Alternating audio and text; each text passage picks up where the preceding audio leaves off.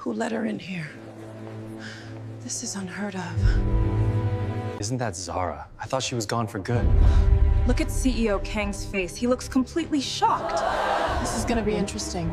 The ballroom doors burst open, not from the wind, not from excitement, but because the woman Kang Min-ho had humiliated, abandoned, and thrown into the rain with nothing but a child on her hip and tears she refused to let fall in front of him, had just walked back in. And she had not come alone. But we are getting ahead of ourselves. Let's go back to where it all began. Welcome to Afro Love Tales. Before we jump right in, please make sure to like, subscribe, and hit the notification bell so you never miss a video. Thank you. To the night Zara Okoye learned that loving someone completely is not always enough to make them stay. The rain was falling in cold, heavy sheets the night everything changed. 2:03 a.m. Zara stood at the kitchen counter of the Kang family penthouse, warming a bottle for baby Jay, her hands trembling not from the cold but from the silence. Min-ho wasn't home. Again. She had stopped counting the late nights 6 months ago. She had stopped texting at midnight 3 months ago. She had stopped crying in the bathroom 2 months ago, because Jay always seemed to know when his mother was breaking, and she refused to let her son carry that weight. So she stood in the kitchen, quiet, waiting, pretending she was fine. Then the front door opened. Zara's heart lifted for one small, foolish second. She walked toward the hallway, baby bottle still in her hand. Min-ho! She stopped, because behind her husband, heels clicking slowly against the marble floor, came a woman Zara had never seen before. Tall, polished, completely at ease, like she had been in this apartment before, like she intended to be here again. Who is she? Zara's voice came out quieter than she expected. Min-ho didn't even flinch. He walked to the sofa, loosened his tie, sat down. The woman sat beside him, close, deliberate. Han So-yun, the woman said, and smiled the way people smile when they have already won something. My girlfriend, Min-ho said. The word hit Zara like a door swung open into her chest. What? You heard me. Min-ho. She laughed. A short, broken sound. We are married. Barely. Upstairs, Jay began to cry. So-yun glanced at the ceiling with barely concealed irritation. Does that baby always cry this much? Zara felt something shift inside her. Something cold and certain. Don't, she said. Talk about my son. So-yun raised an eyebrow, looked at Min-ho. Min-ho sighed. This is the problem, he said, standing slowly. This is exactly the problem. What problem? Zara whispered. You. He looked at her the way you look at something you have already decided to leave behind. When I met you, you were alive. You were beautiful. You made every room better. He gestured upward, toward the crying. Now you are a mother. That is all you are. Diapers and exhaustion and nothing left for me. The bottle was still warm in Zara's hand. She looked at her husband, the man who had pursued her across 2 countries, who had learned 3 words of Igbo to impress her father, who had cried, quietly, the night Jay was born. You promised to love me, she said. I promised to love who you were. The room went completely silent except for Jay crying upstairs. If your heart is already breaking for Zara, hit that like button right now, because this story is about to get absolutely crazy. Subscribe if you haven't yet. I want a divorce, Min-ho said. Zara didn't answer. You can keep the child. Her lips parted. He's your son. I didn't sign up for this life. Han So-yun was quiet beside him. She didn't need to say anything. She had already said everything just by being there, sitting on Zara's sofa, in Zara's home, beside Zara's husband. And that was the moment. Not when he said divorce. Not when he said girlfriend. But when Zara looked at So-yun's face, comfortable, unbothered, certain, and understood that this had been decided long before tonight. She went upstairs. She did not cry. She picked up Jay, held him against her chest, breathed him in. Then she packed 2 bags. One for her. One small one for him. She did not take the jewelry. She did not take the credit cards. She did not leave a note. She walked out of the penthouse at 2:47 a.m. her son in her arms, barefoot on the cold marble of the elevator lobby because she had forgotten her shoes and she was not going back. The rain met her at the entrance of the building. She stood in it for a moment. Then she walked. The first apartment cost almost nothing because it was almost nothing. A single room in Itiwangu, above a dry cleaner. The walls were thin enough to hear the couple next door arguing every Friday night. The hot water was unreliable. The heating made a sound like it was warning her. Zara worked mornings at a cafe 4 blocks away.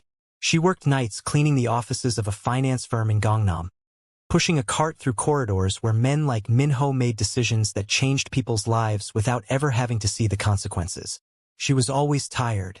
There were nights she cried into a pillow pressed hard against her face so Jay wouldn't hear her. There were mornings she stood in the shower with the water cold because she had run the hot water warming Jay's bath, and she counted to 10 and kept going anyway. There were moments, brief, terrifying moments, where she looked at her reflection in the dark window of the cafe after closing and did not recognize herself. But then Jay would laugh. He had Minho's nose and Zara's eyes and a laugh that sounded like something good was being invented. And every time he laughed, Zara held on to the sound like a rope. One night, for months after leaving the penthouse, she put Jay to sleep and sat on the floor of their small room with her phone propped against a stack of books. No filter, no ring light, hair wrapped in a scarf, eyes still swollen from a cry she'd had at 6 a.m. before her shift. She pressed record. My name is Zara. I'm a Nigerian woman living in Seoul. And tonight I had to choose between buying formula and paying the electricity bill. She paused. I chose formula. We'll sit in the dark if we have to. She almost deleted it. Instead, she uploaded it. Went to sleep. She woke up to notifications she couldn't count. Comments from Lagos, from London, from Atlanta, Accra, Toronto, Paris, Singapore. I cried watching this and I don't even know why. This is my life. This is exactly my life. Asterisk. Asterisk. You are the first person who has ever made me feel like my pain is real. Zara read every single one and understood, for the first time in a long time, that she had something Minho had never seen. Not beauty, not ambition, a voice, and the courage to use it. The rebuilding and the new man asterisk. She called the platform her crown, not because it was elegant, because it was true. Every woman had one. Most had simply been convinced by the wrong people to take it off. The first year was chaos. Beautiful, exhausting chaos. Zara recorded videos between cafe shifts and cleaning jobs. She edited on her phone during Jay's nap times. She replied to every comment, every DM, every woman who wrote to her at 2 a.m. from a bathroom floor somewhere in the world saying, I don't know how to keep going. She said the same thing every time. You wake up. You do the next small thing. You don't have to see the whole road. Just the next step. Women shared her videos, then shared them again. A piece she recorded about being an African woman in a Korean family. The loneliness, the performance, the quiet erasure of yourself piece by piece, was viewed 11 million times in a week. Her phone did not stop. Comment her crown right now if you think Zara deserves everything coming to her, and subscribe, because this story is far from over. Within 18 months, her crown had become something Zara had not planned and could not have imagined from that room above the dry cleaner. A team of 7. Brand partnerships. Podcast. A community of 3 million women across 4 continents who called themselves Crown Women and meant it like a promise to themselves. Zara moved into a real apartment. 2 bedrooms. Proper kitchen. Jay had his own room with a window that looked out over a small park. The first night there, after she put him to sleep, she sat in the kitchen and drank tea and listened to the quiet. Not the anxious quiet of the penthouse, where silence meant Minho was somewhere he shouldn't be. Her own quiet, chosen, safe. She exhaled slowly, then opened her laptop and got back to work. Park Ji-won's first email arrived on a Tuesday. It was 3 sentences. Precise, unhurried, and completely unlike the partnership pitches Zara had started receiving from brands who wanted to use her crown's audience without understanding what it meant. Ms. Okoye, my name is Park Ji-won. I would like to meet with you at your convenience to discuss something I believe would be of genuine value to both of us. Her assistant flagged it. This one's real, she said. His company is JW Global. She paused. He's kind of a big deal. Zara did not look him up. She had learned to read people in the room, not on a screen. She wrote back, Tuesday, 6 p.m. You choose the place. He chose a rooftop restaurant in Yongsan with a view of the Han River and no photographers. That told her something. He was already seated when she arrived. That surprised her. Powerful men were almost never already seated. They arrived last. They made you wait. They let the room adjust to them. Park Ji-won stood when she approached the table. He was tall, still, dressed in a dark suit with no tie, the collar open one button. He had a face that was difficult to read and eyes that were not. Ms. Okoye, he said. Thank you for coming. You asked 3 times, she said, sitting. I was curious. A small smile. He sat. The food came. They talked. He asked about her crown, not the metrics, not the brand value, not the audience demographics. He asked why she had chosen the name. He asked what the hardest video she had ever recorded was. He asked what she wished she had known in the first year. He listened in the particular way of someone who was not preparing his next sentence while she spoke. Zara was careful. She was always careful now. But she noticed things. He refilled her water glass before she reached for it. He didn't check his phone once in 90 minutes. When she said something that surprised him, his expression changed honestly rather than performing surprise. At the end of the evening, he said, I'd like to invest in her crown. Full creative control remains yours. I have no interest in changing what you've built. Why? She asked. He considered the question seriously, which she appreciated. Because what you're doing is necessary, he said. And because I think you're only at the beginning of what this can become. She looked at him across the table. That's a business answer. Yes. Give me the real one. A pause. My mother raised me alone in Lagos for the first 7 years of my life, he said quietly. She was the most disciplined, most dignified person I have ever known. When I watch what you've built, I think about her. The women who needed something like this when she was going through it. And didn't have it. Zara was quiet for a moment. I'll think about it, she said. She thought about it for 4 days. Then called him.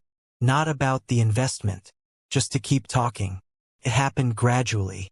The way real things always do. Meetings became dinners. Dinners became long walks along the Han River where they talked about everything except the things they were actually circling. Late-night calls that started professionally and ended somewhere slower and quieter. Ji-won never pushed. That was what she noticed most. Every man she had known before, Min-ho included, had a pace they wanted her to match. An impatience beneath the surface. A current that said hurry up, decide, be who I need you to be. Ji-won had no current. He moved at her speed. He waited where she needed him to wait. One evening she said, without fully intending to, I don't know how to trust love anymore. He didn't offer reassurance immediately. He didn't say, of course you cannot, not all men, or any of the things she braced herself to hear. He was quiet for a moment. Then he said, then don't trust love. She looked at him. What? Trust me, he said. Specifically. Not love in the abstract. Not a feeling. Me. What I do. Whether I do what I say. Whether I show up. Her heart moved in a way she wasn't ready for. She looked away quickly. You're very calm for someone saying something like that. I'm not calm, he said. I've been thinking about how to say that for approximately 3 months. She laughed. Quietly. Surprised. It was the first time in a long time that someone had made her laugh without trying to. She looked at him again. And thought carefully, I am in serious trouble. The invitation and the entrance. The envelope arrived on a Friday morning. Black. Expensive. Heavy in a way that meant someone had paid attention to every detail. Zara's name was written by hand on the front.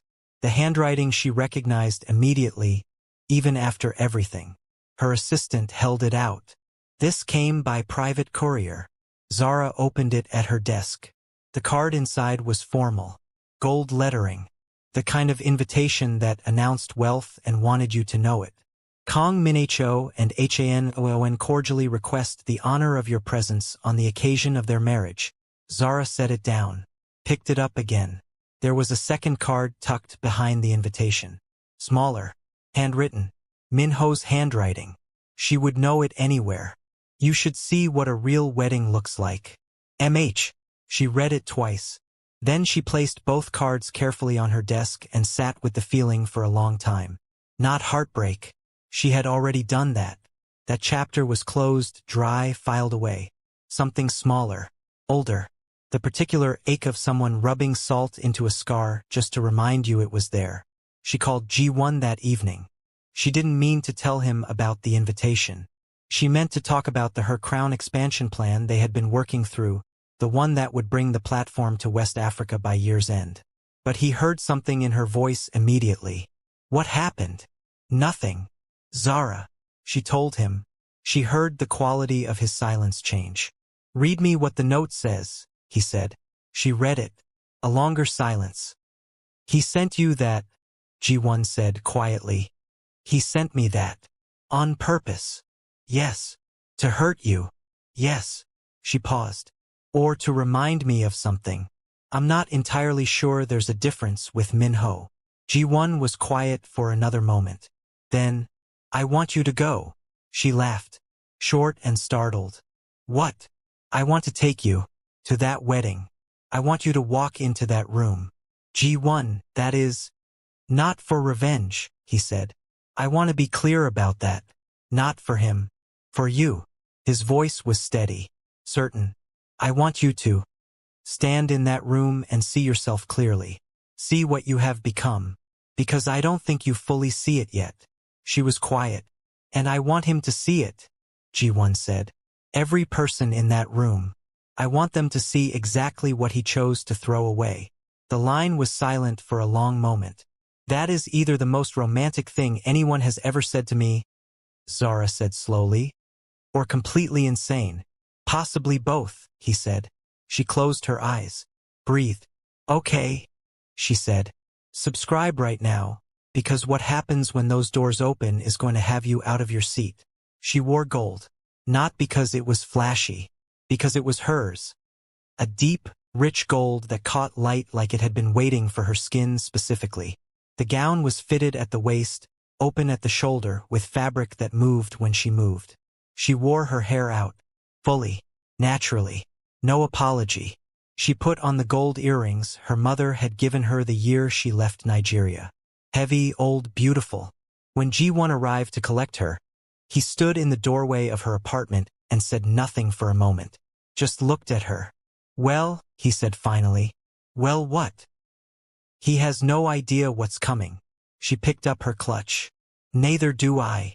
Yes, you do, G1 said. You just don't believe it yet. The Kong family had chosen the Grand Hanwha Ballroom, which held 500 guests and had been the venue of 3 government ministers' weddings and the launch event of a company whose stock had tripled overnight. It was the kind of room that knew it was impressive. There were cameras at the entrance, celebrity guests in the lobby. The floral arrangements alone had been reported to cost more than most people's annual salaries. Kong Minho stood at the altar looking exactly like a man who had never been wrong about anything in his life. Han So-yun was beside him in white, stunning, composed. The ceremony was about to begin. Then the main doors opened. There was no fanfare, no announcement, just the doors and then the woman walking through them. And then, gradually, then all at once, the room went quiet. Zara Okoye walked into that ballroom the way she had learned to walk through everything in the past 2 years.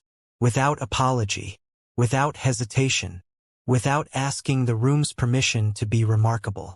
The gold gown caught every chandelier in the ceiling. Her hair rose around her face like something crowned. She moved without rushing, and every step was its own sentence. And beside her, hand resting at the small of her back, dark suit, completely unbothered, Park Ji-won. The room knew that name. The whispers began before they had reached their seats. Is that Zara? From her crown? She looks. That's Park Ji-won. The Park Ji-won. He came with her? Minho heard the whispers before he understood their source. He turned casually, the way you turn when you assume the disturbance has nothing to do with you. And then he saw her. The world did not stop. That is a thing that happens in stories. But something in him did. He looked at the woman he had told she had stopped being a woman. The woman he had handed a child and sent into the rain and never called once in 26 months. She was luminous. Not because of the dress. Not because of the jewelry or the hair or the way the light found her. Because of what was in her face. Peace. Real, earned, unperformable peace. And next to her, one hand at her back, casual, certain, like he had been standing there for years, was a man that half the room recognized and the other half was being quietly informed about by those who did. Min-ho felt something collapse in his chest. So-yun noticed his stillness. "Why aren't you looking at me?" she said quietly. "I am," he said. He was not. Ji-won leaned down toward Zara as they took their seats. "You all right?" She nodded. And she was. That was the extraordinary thing. She had expected to feel something sharp and painful when she walked in. She had prepared for it, rehearsed managing it. Instead she felt distant from it all, like watching a film she had already seen the ending of. Min-ho was at the altar, and she was sitting in this ballroom with a man who had spent 3 months thinking about how to tell her to trust him specifically. She reached over and found Ji-won's hand. He looked at her, said nothing, just held it. Across the room, Kang Min-ho looked back one more time, his champagne glass tilted in his hand. So-yun said his name. He did not hear her. The collapse, the proposal, and the ending. The ceremony was 7 minutes from beginning when the side doors of the ballroom opened. 2 men walked in who were not guests. They moved with the particular stillness of people who have decided what they are going to do and are simply doing it now. One of them spoke quietly to a hotel manager. The manager's face changed. He walked to the front of the room, to So-yun. The 2 men followed. The officiant had just begun to speak. He stopped. The room felt the shift before it understood it. Then one of the men, a detective as it would later be reported, spoke in a voice that carried. "Han So-yun, I have a warrant for your arrest." The ballroom held its breath. So-yun did not move for a full second. Then, "This is my wedding. We are aware. Please come with us." "Min-ho." Her voice changed. The composure cracked. "Min-ho, do something." Min-ho stepped forward. "What is the charge?" His voice was the voice of a man who had always assumed that certain things would not happen to him. "What is this about?" "Financial fraud," the detective said. "Wire fraud, identity forgery, and embezzlement from 3 registered companies, including 2 registered in your name, Mr. Kong." The silence in the room was absolute. Then every phone in the ballroom came out. People were recording before Min-ho could finish his next breath. "This is a mistake. Your accounts are under active investigation. We'd recommend contacting legal counsel before this evening is over." So-yun's face had gone completely white. "Min-ho." He looked at her, and in that look Zara, watching from across the room, could see the exact moment he understood. He had not known everything, but he had known enough. And now it was in front of 500 witnesses and 100 cameras. The wedding collapsed in approximately 4 minutes. Guests rose. Staff moved quickly. Someone near the back began crying. The florist arrangements stood perfectly, absurdly still, as the human event around them came apart. Min-ho moved through the chaos like a man walking underwater. He found her before he knew he was looking for her. Zara, still seated, still calm, watching the room the way she watched everything now, clearly without flinching. He walked toward her. Ji-won, standing beside her, straightened slightly. Zara placed her hand briefly on Ji-won's arm. "It's all right." Min-ho stopped in front of her. He looked worse than she had ever seen him. Not physically, but beneath the surface, in the eyes, where the version of himself he showed the world had just been broken open. "Zara," he said. She waited. "I'm sorry." His voice was stripped down to something raw. "For all of it. For what I said. For what I did. For the night He stopped. "I'm sorry." Zara looked at him for a long moment. She thought of the penthouse, the cold marble under her bare feet, the rain, Jay against her chest, too young to understand what had just happened to his family. She thought of the small room, the pillow she had pressed to her face so her son wouldn't hear her. She thought of the video, the 40,000 notifications, the woman in Lagos who had written, "You saved me tonight." She thought of G1, refilling her water glass before she reached for it. 3 months of waiting to say the right thing. "I know you are," she said. Minho's jaw moved. "Zara, I forgive you," she said, simply, without performance. His eyes filled. "That doesn't mean I'll forget," she continued. "And it doesn't mean anything changes.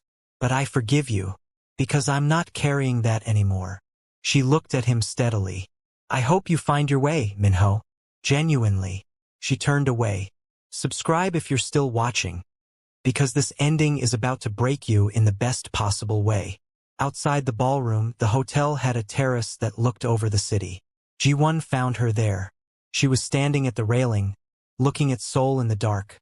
All those lights, all those lives, everything that had kept moving while she was rebuilding. He stood beside her. For a while, neither of them spoke. "Are you all right?" he asked. "Yes," she said, and meant it. "I actually am." He nodded. The city moved below them. G1. "Yes. Thank you for tonight." "You did tonight," he said. "I just stood next to you." She looked at him. He was already looking at her. There was something in his expression she had not seen before, or perhaps had seen and not allowed herself to name. He reached into the inner pocket of his jacket. She went completely still. "I had planned to do this somewhere quieter," he said. "Somewhere without." He gestured back toward the ballroom behind the glass. "All of this. G1. But I think if I wait for the perfect moment, I will be waiting forever." He looked at her. "And I have been patient. I have been very patient. And I don't want to be patient anymore." He lowered to one knee on the terrace of the Hanwha Grand Ballroom. Zara pressed both hands to her mouth. "Zara Okoye." His voice was completely steady. The way he was always steady, not cold, but certain. "You built a platform that saved lives while you were saving your own. You raised a son who laughs like the world is always going to be good. You walked into a room tonight and you did not look at that man once with anything except peace. And I have watched you become something extraordinary from close enough to know this is not the end of what you become. It's the beginning." He opened the box. A ring. Simple and beautiful. Gold, because he had been paying attention. "I want to be there for the rest of it," he said. "Not beside it. Not behind it. In it. Your life. Your son. Your work. Your ordinary Tuesdays." His voice softened. "Marry me." The terrace door had opened behind them. Guests from the ballroom had spilled out into the evening air and were standing in absolute silence. Some of them were crying. Zara looked at Park Ji-won on one knee in front of her and understood, clearly and completely, that some things cannot be planned and cannot be forced and cannot be hurried. They can only be arrived at. After all the wrong turns. After all the rain. "Yes," she said. The terrace erupted. They were married 3 months later. Small. Intentional. A garden in Mapo, the same district where she had once lived in a single room above a dry cleaner. She chose it on purpose. Jay, now 3, walked ahead of her carrying the rings with the gravity of someone performing surgery. He dropped one, picked it up, kept going. Everyone laughed. Ji-won cried twice and pretended he did not. Years later, Zara would be asked in an interview what the best moment of her life was. She would not say her crown launch. She would not say the proposal on the terrace. She would say an ordinary Wednesday night. She had fallen asleep on the sofa with a laptop open and a cup of tea gone cold. She woke to a blanket being placed over her gently. Ji-won, thinking she was still asleep, moved to the hallway. She heard his voice, soft, patient, going through the names of every animal Jay could think of before sleep finally took him. Then quiet. Then Ji-won came back, saw her watching, smiled the small smile that was only ever for her. "Go back to sleep," he said softly. "We're not going anywhere." She closed her eyes and rested, fully, finally, without holding anything back. The right person will not ask you to beg for love. They will make you feel safe enough to put it down, to breathe, to rest, If the story touched something in you tonight, share it with one woman who needs to hear it. Subscribe for a new Afro-Korean love story every single week. And comment below right now. Come back unforgettable. Thanks for watching all the way to the end.